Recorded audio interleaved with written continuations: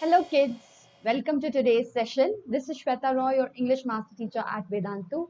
And in today's session, we are going to deal with a beautiful and a very thought provoking poem, which is very much relevant in today's context. And the poem is After Blenheim, which is from your ICSE class 10.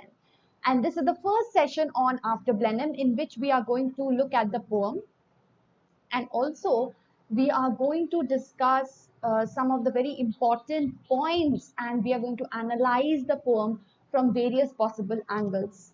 So stay tuned till the end, and let us begin with today's session. But before beginning with today's session, I would like to remind you again about Vedantu Pro subscription. For that, you have to visit the link which is given in the description box. Use the coupon code SWRPRO, Shweta Roy, PRO, and you can avail the discount, and the discount price is 2699. So I would really appreciate if you all join our Vedantu family, and we will have lots and lots of fun. We would have wonderful experience together. So hoping all of you would follow these simple steps. First is select grade, then select target. Step 3 is get subscription. And in the fourth step, you need to choose your plan. Apply the coupon code SWRPRO. Then you have complete curriculum. These are the features that we will have in Vedantu Pro. So I really am looking forward to see you all joining Vedantu family. And structured long-term curriculum you have, then chapter-wise micro courses, complete crash course. And the best part is you can plan your own schedule according to your comfort and your convenience. Apart from that, we have test series, assignments, learning material, and full performance report, and that too on a regular basis. What else do you need?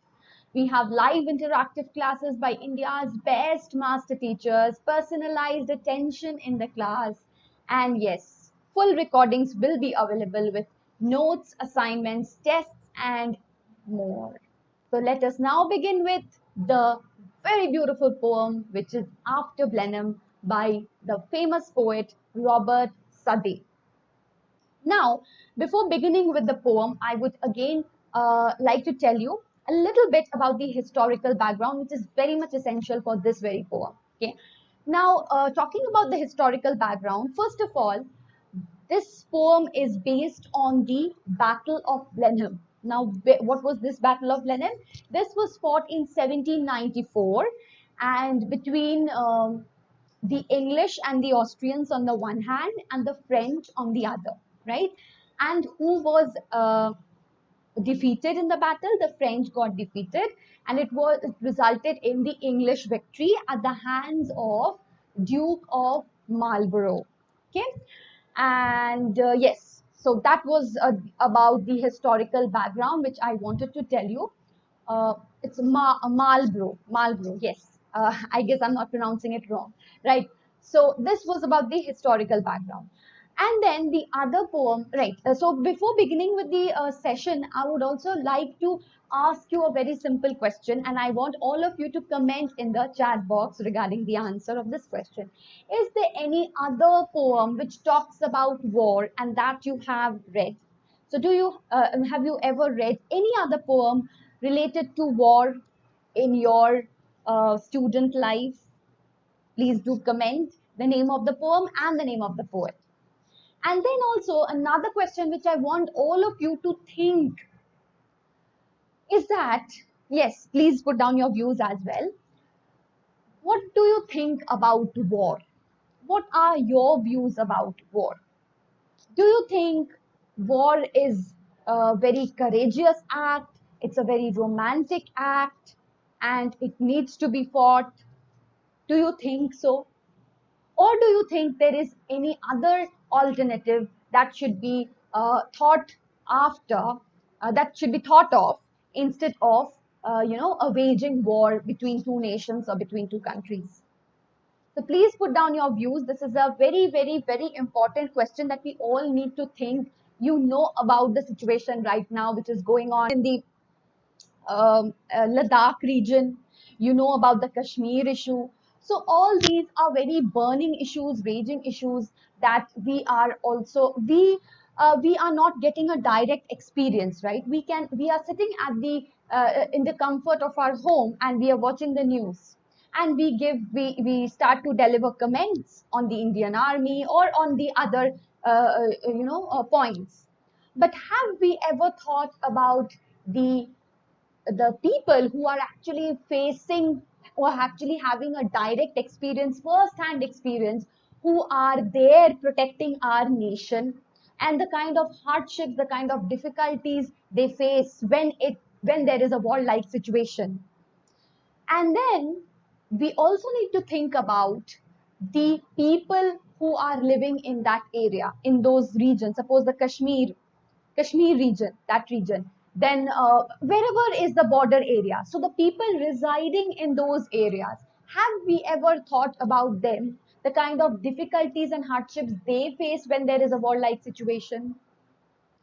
Not only that, when we had these great wars like World War One, World War Two, okay, then Great War of Independence, India's war of it was not actually a war, although, but yes, the war fought between India and Pakistan, right?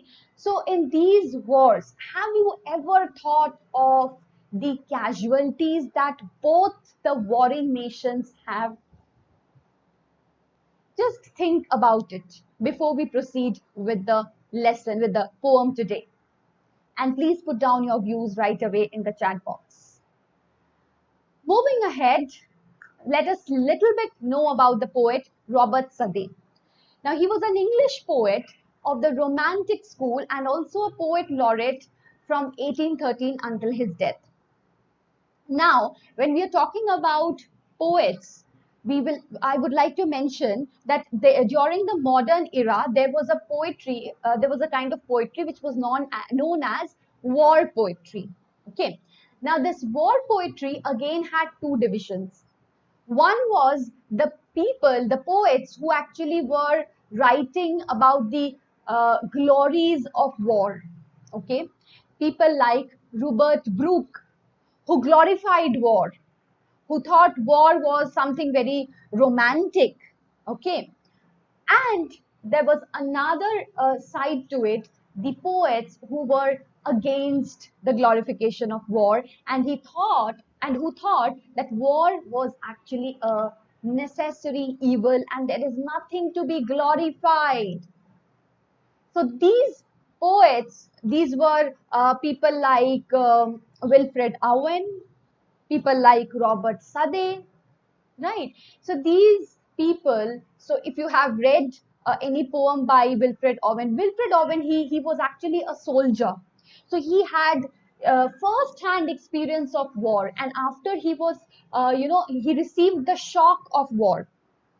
Okay, so if you actually sometimes get some time to read about the life of Wilfred Owen, you will see that he had a first-hand experience of war, and he was actually shell shocked, right? And then he started to write against war because he knew what was it to be there and to fight. So he had a very realistic experience of war. We are sitting at the comforts of our home and we are commenting that war needs to be fought.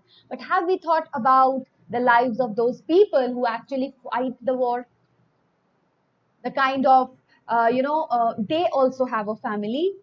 Have you ever thought of their family? So these are some of the questions that are constantly brought to us by this very beautiful poem, and we are constantly provoked to instigated to think on, to harp upon these very questions, and that is very much relevant in today's context when we are talking about the situation which is going on, the tension which is going on in the border areas. So yes, let us begin with the poem. So this session has been divided into two important sections. One is, in the first session, we are going to deal with the analysis of the poem. We are going to talk about the vocabulary, the difficult words, the meanings of which we should know, and also the poetic devices and important questions. And then, of course, in the second session that we are going to have, we will be solving all your doubts, and also we will be taking care of the Menti quiz. So let us begin with the poem. Now, in this very poem, there is an elderly gentleman named Casper, and he's the grandfather. He was sitting in the cottage and watching his grandchildren play. Now, his grandchildren were Wilhelmine and Peterkin. They were playing. Now, what happened while they were playing? Suddenly, Peterkin, he discovers something round. Okay, so he brought that near his grandfather, and he said that I have found something round. What is it? Okay, now his grandfather saw that this was a skull.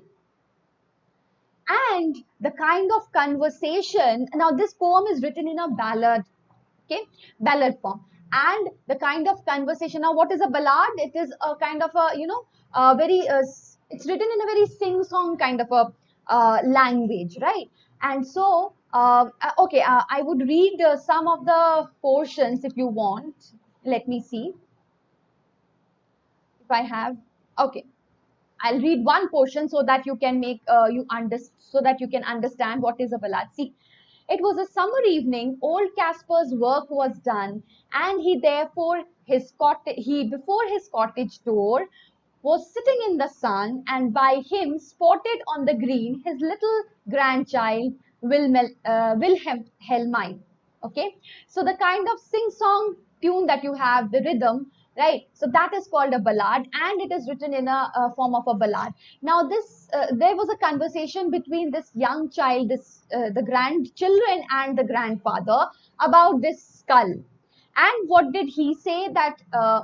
When he brought the skull and asked his grandfather about it, the grandfather said that, oh, this must be a skull of someone who died in that great battle of Blenheim. Now, this battle is called great, and this is very ironical. This again makes us think: is war something which needs to be considered as great, or is war something that we need to completely abolish?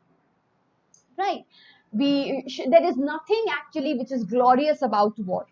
That is the question that constantly the poet is harping upon, right? And he wants us to think, to ponder upon this fact.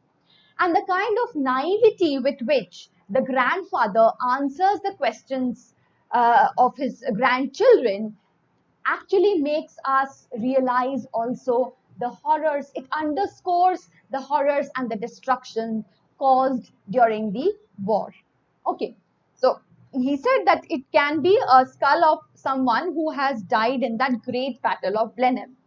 Now, out of curiosity, obviously, okay, first of all, I would like you to answer these questions. Who was playing on the grass near Casper? What did Peterkin find? And what did old Casper do when Peterkin came to him with the object? Right. Okay, so when this was going on, when he actually came with the object, that was a skull, I told you. So his grandfather said that when I was plowing my field, when I plow my field, I also, find many skulls. I have also found many skulls. So this is again bringing us to the reality, to the harsh reality of war. So what was the result of this great battle of Blenheim? Skulls scattering around, skulls buried under the ground, skulls of so many people. So that refers to again the mass killing of people. Therefore, we are again reminded of the mass butchering of young lives during the war. The soldiers who fight and who lose their lives, they are the youth. They can otherwise have a very beautiful life, but they are butchered systematically because of the war that we fight. Right?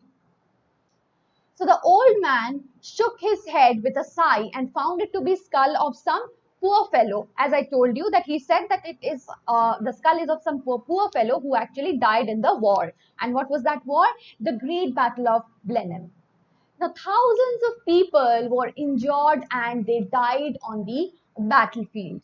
Right. So this is very, very, very important. The fact that the poet constantly harps upon this fact throughout the poem, right? And then Casper remembers how he had found so many objects while he was plowing the field. So, as I told you, bringing about the harsh reality of the war, which is systematic mass butchery of young lives, not only young, but yes, several lives. So, just now, I think we have done that old man at the bridge, right? So in that also, that was also talking about the ravages caused in a war. So when that was actually about the effect of the war on common people like us. We are forced to flee our, like we are forced to leave our homes during this very war, whenever there is a warlike situation, right? So when we talk about the Indian independence, that was in 1947, we talk about the riot that took place during that? Do we talk about the displacement, the huge displacement that happened? So many people moved from this nation to that and vice versa, and in the process so many people got killed. Do we talk about that? Do we ever think about that? No. So these are the points that we constantly need to harp upon while we think about our future strategies, which includes war, right? So war needs to be avoided as far as possible because there is nothing to be glorified in war. So this poet is constantly, tearing off the veil of romance which is associated with war, and he brings war as something, shows war as something which is a necessary evil and not something which needs to be glorified. So what did Casper say? These are the questions. What words show that there were many skulls to be found there? And the most important question is, why does the poet use a skull? So I want all of you to please mention the answer in the comment section or in the chat box below. Why does the poet use a skull in the poem? Very, very, very important question. Then, there was a conversation regarding the Battle of Blenheim, which was fought. And hearing about the battle, the children were restless, obviously curiosity. They were eager to know more about it. Okay. Now, history books tell us that the British defeated the Franco-Bavarian army in the Battle of Blenheim. So, as I told you about the historical background, as previously itself, that it was a war fought between the French and the English, and it resulted in the English victory. Okay, so Franco-Bavarian army in the Battle of Blenheim, British defeated them, right? So, quote the lines that show the children were curious about the battle and its outcome. So, you have to quote those lines from the poem itself. Okay. Did the children wonder about the reason for war? Are we also wondering? So, here the poet is constantly making us wonder. With the help of the children, through the medium of the children, the poet is actually making us wonder about the possible reasons for war. So I would also request you to please comment, why do you think we have war? And can we have any other possibility, any other alternative where we can stop war and we can talk about something else, right? And name the two opposite sides and who won in the battle. Why does Casper repeat the line, it was a great victory? Very, very, very important. So he is constantly harping upon, Casper is repeating the same line again and again, and there is a refrain kind of a thing. Refrain is what? When you repeat the same idea, when the same line is repeated in each line, each stanza, and that forms the refrain.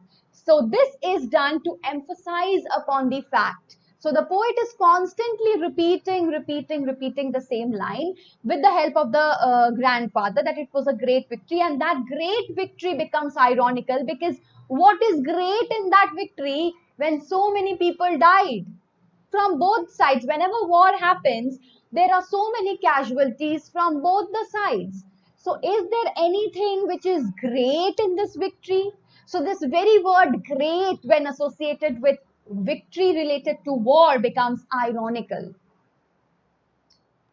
Now, Caspar, he remembers in the poem, he says that I don't remember anything about the battle. When his children are curious to ask what happens about what is there associated with the battle, Caspar fails to remember a single thing about the battle. And that is very ironical.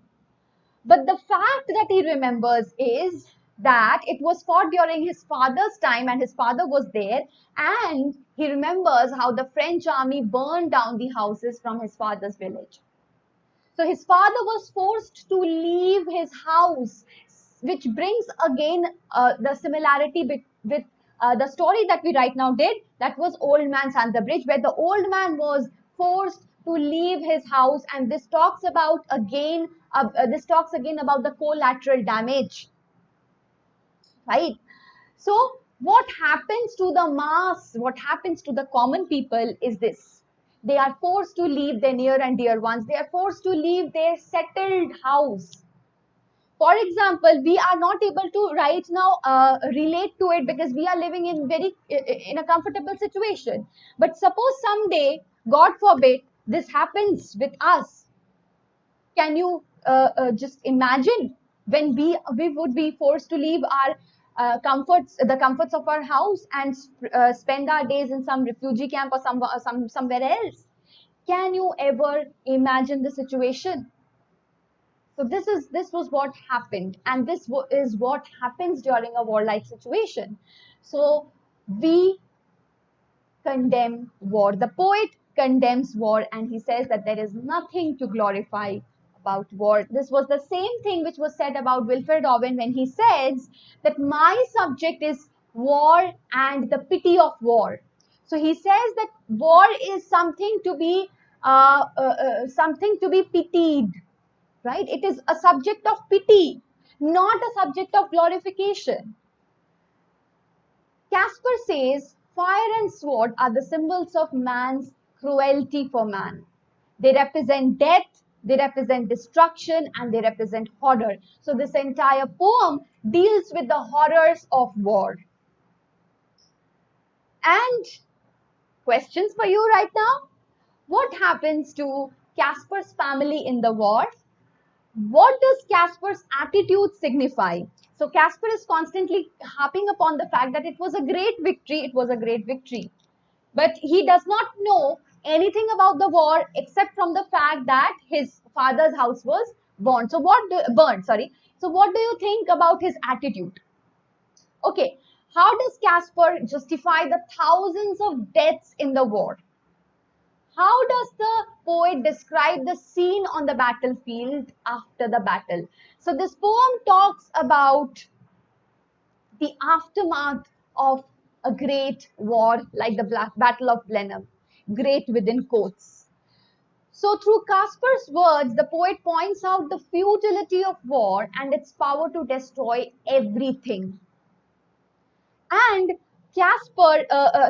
we also find the generation gap in this poem. The generation gap between Caspar and his grandchildren. So when we will deal with the poem further, we will talk about it as well.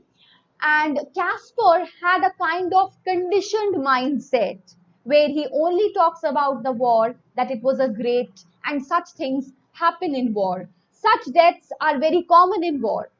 But he does not understand he is being very insensitive. He is being he's actually having a mind which is conditioned in that manner, in which they have been taught, they have been inculcated with this idea that these deaths are very common and there is nothing to talk about regarding this death. Okay, these deaths. The poet, so just look at the picture and you can see what happens usually in war. The poet goes on to depict the terror of war, the horror of war. When the battle is over, thousands of dead bodies of the soldiers lay rotting in the field. And this reminds me of a poem called Futility. I think it is by Wilfred Owen, if I'm not wrong. Anyway, the name of the poem is Futility, where the poet actually talks about the dead soldier. Okay, his body is lying on the ground, just like you are seeing in the picture, and even the sun, which is the source of life, is not able to revive the body of the dead soldier into life. So the futility of the sun, even who is what which is known as the which symbolizes life, which symbolizes vitality. It talks about the futility of the sun even to revive the body of the dead soldier, and thereby harping upon the futility of war. Right. So we may also like recall the Kalinga War from our chapters of history. So just try to understand that Ashoka the Great, why did he leave war when he saw this picture? When he had actually got this first-hand experience of this, thousands of dead bodies of so many soldiers lying over there, rotting in the field, mass butchering of thousands of people. He could not tolerate that sight, and he understood the futility of war, and he understood that the best way is to go for peace, and he had a change in his heart, and he immediately changed his way. Right. So after days of battles, Britain won the war, but this winning is very ironical. So, do you think actually, when you look at it from a very different perspective, from a very mature perspective, do you think that in war there is anything that is like any victory that is a real victory? Because there are losses from both sides, and these losses are irreparable, because these losses means butchering and eliminating young lives. Right. If you read Spring Offensive, there are so many anti-war poems. Spring Offensive, then Futility. Okay. So in all these wars, he talks about, the anthem of doomed youth. So I would really recommend all of you to read these poems, and then you will get a deeper idea about what an anti-war poem is like. Right. So the grandfather constantly calls the victory as a famous victory, which is, filled with irony. Okay. Now, here we will talk about the generation gap a little bit. Now, Wilhelmine and Peterkin, they constantly Wilhelmine saying that then if it caused, so she's so innocent, but even she can understand that if there is something which is causing so much destruction and the loss of so many lives, then how can it be a famous victory? It should be a wicked thing, and this is very important. So the poet is also telling us to wonder whether war is something which is glorious, or war is something which is wicked thing. Right. And she wondered, how can grandfather praise such wicked things? Like a bloody war which is causing so much death, so much destruction. Even his own father's house was burned down. Right. So this is a here the poet also brings in the theme of generation gap in the poem, because these grandfathers, this generation was conditioned in such way, their mind was conditioned in such a way that they thought that war is something which is very natural, and it will happen, and when war happens it will cause the death of so many people, and that is why he says that such things do happen in war. And when he was saying all this, he actually did not think about, he was speaking about this with lots and lots of insensitivity. Right. There was not a twitch in his eyebrows as well when he was speaking about so many deaths. According to him, this is very common.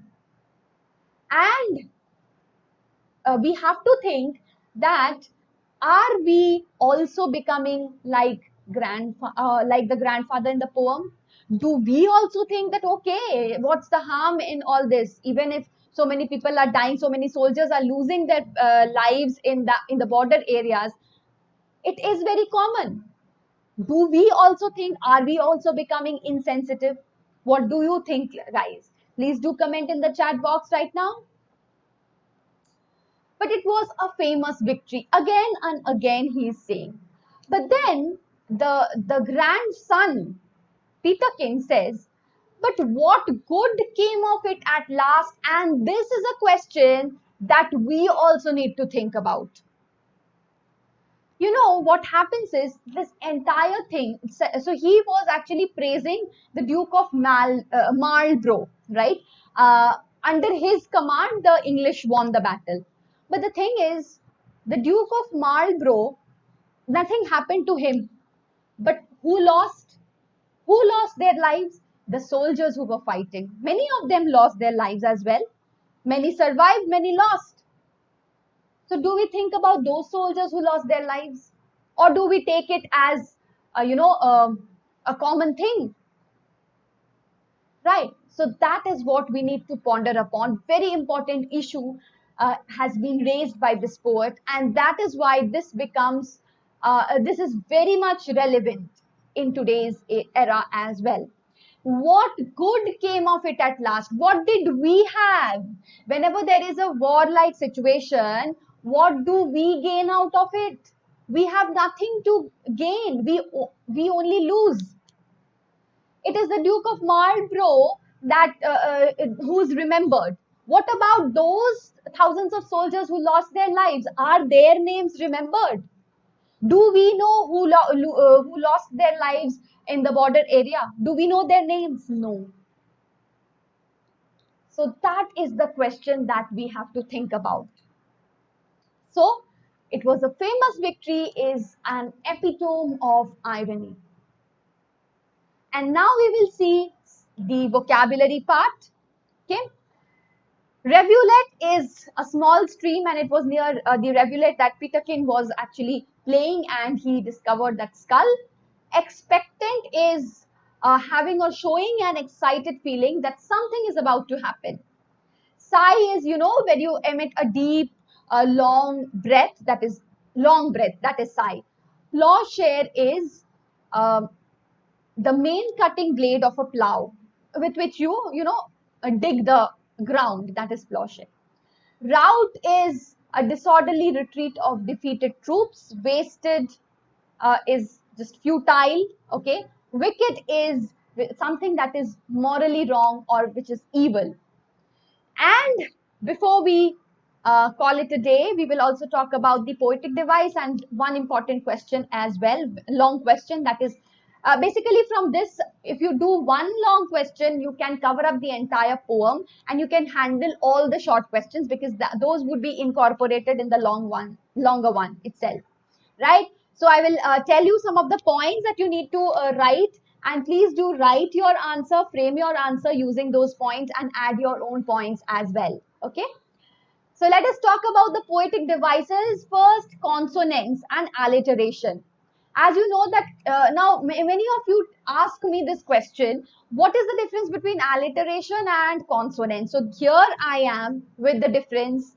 So here in this very stanza, now tell us what it was about. With wonder waiting eyes, they say it was a shocking sight, his little grandchild, Wilhelmine. Okay.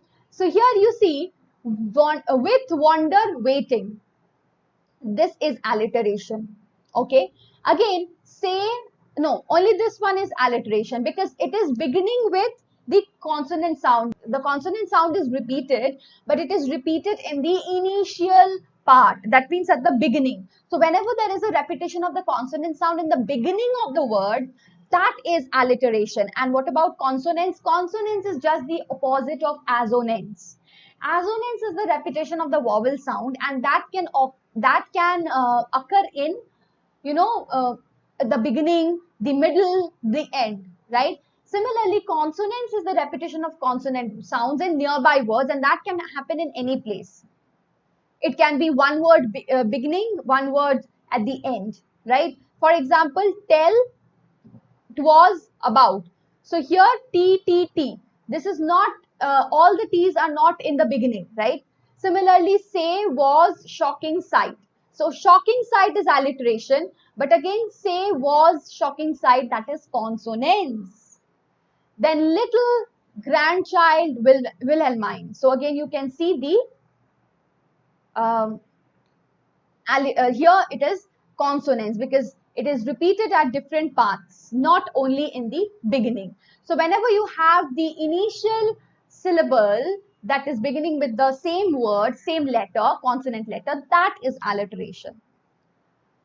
Next is figure of speech, that is archaism. Now what is archaism? The word archaic means something very old. Okay, so archaism is the use of the archaic or obsolete words which are no more in use, they are obsolete. For example, nay nay, like Shakespeare's language. Similarly, so nay nay, that is not used anymore, we say no no, right? Quoth he, that means said he, quoted he, so we do not use the word quoth anymore. So the word, the poet uses irony. Again, another figure of speech is irony that has been used, as I constantly, when I was telling you the poem about the poem, I repeated that was a famous victory which is filled with irony. And the second example is, but does not know why. Why that I cannot tell. That is again important. So why this happened, that I don't know. But still he thinks, he doesn't know why, but still he thinks that war is something which is, it was a great victory and it needs to be praised, something which needs to be glorified. But the reason he doesn't know, because he has been conditioned with that mindset, right? And then again, actually it was not a great victory. War cannot be great in any way. So that is the explanation of this one. Great victory, was a great victory. Okay. Another figure of speech is metonymy. Now, what is a metonymy?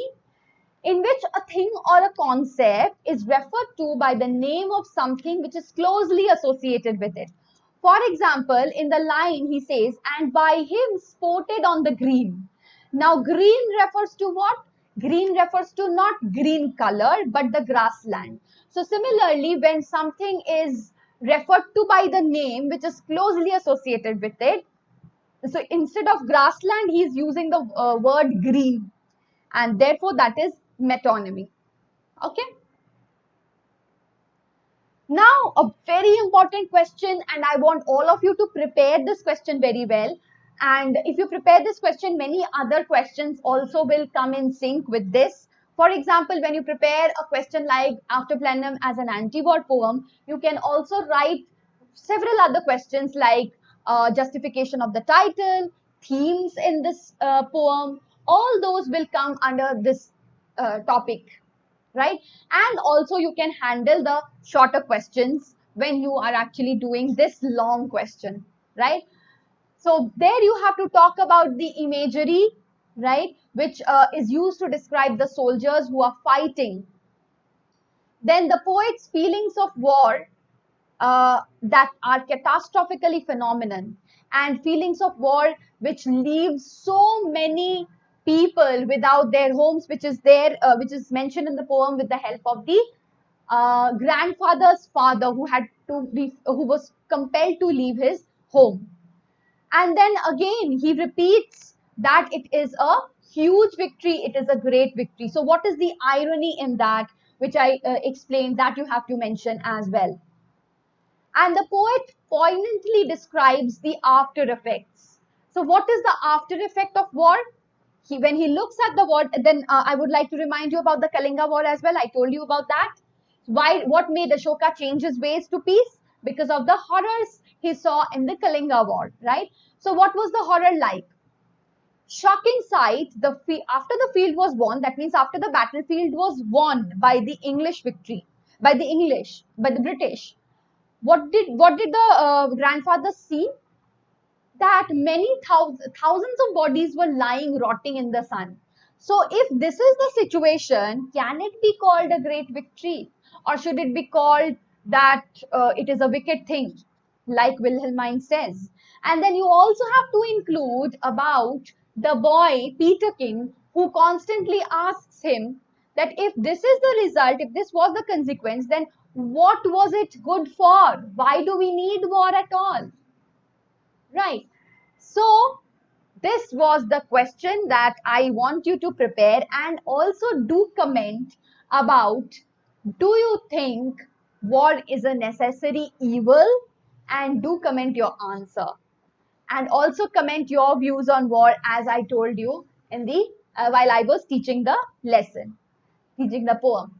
So I hope you have understood the poem, and also you carry within yourselves thoughts related to the poem itself.